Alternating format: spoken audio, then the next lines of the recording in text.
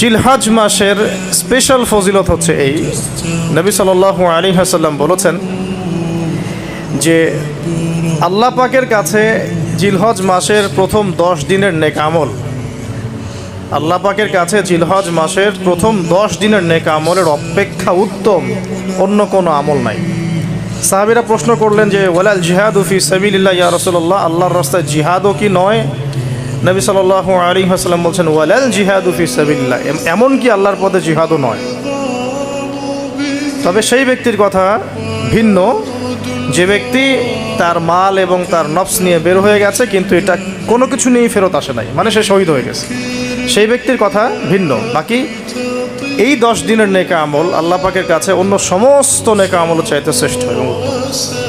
আল্লাহ পাক সূরা ফজরের মধ্যে এই 10 দিনের কথা বলেছেন, ওয়াল ফজরি মানে প্রভাতের কসম বা ফজরের কসম, ওয়ালায়ালিন আশর এবং 10 রাতের কসম। এই ওয়ালায়ালিন আশর 10 রাত বলতে মুফাসসিরিনে কেরাম এই জিলহজের প্রথম 10 দিনকে বোঝান, এই 10 রাতকে বোঝান।